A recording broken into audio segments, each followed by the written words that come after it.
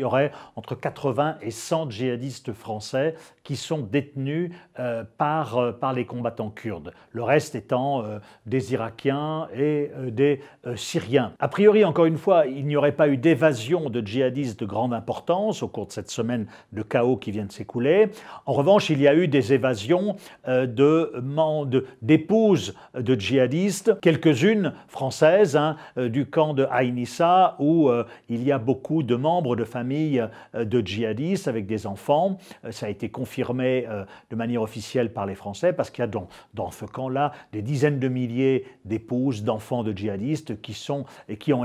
dont la sécurité a été abandonnée par les Kurdes lors de cette offensive turque et par conséquent aujourd'hui ces femmes et ces enfants de djihadistes se retrouvent dans la nature, ce qui pose aussi un problème de sécurité parce qu'on en a entendu certaines sur des radios auprès de l'AFP dire qu'elles avaient été récupérées déjà par des membres de Daesh qui sont dans des cellules dormantes dispersées sur le territoire. Donc au-delà je dirais, des djihadistes purs et durs qui,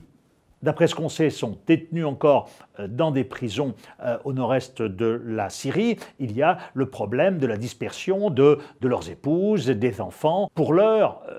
la situation, je dirais, reste encore sous contrôle pour ce qui est des centres de détention de djihadistes, mais il est évident qu'il faut aller vite. C'est la raison pour laquelle, eh bien, Jean-Yves Le Drian va à Bagdad, qu'un proche d'Emmanuel Macron y est allé et que d'autres responsables du Quai d'Orsay y sont allés, parce qu'il faut trouver rapidement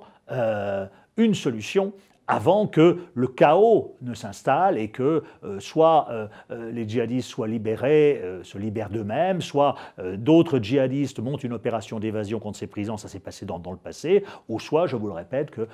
Damas prenne le contrôle de ces centres de détention. Et donc gérer ces djihadistes étrangers, en particulier européens, et pour le régime de Damas,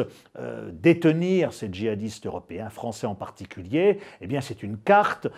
que la Syrie pourrait utiliser dans le cadre d'un éventuel rapprochement justement avec les pays européens pour les forcer par exemple à renouer des relations diplomatiques avec Damas et en quelque sorte de réadouber Bachar el-Assad. Or, comme vous le savez, Bachar el-Assad, pour la France en particulier, est un ennemi et avec lequel jusqu'à maintenant il était hors de question de discuter. Si jamais une réponse n'est pas trouvée au sort des djihadistes français, eh bien, il y a effectivement ce risque que Damas puisse, tôt ou tard, récupérer ces djihadistes européens.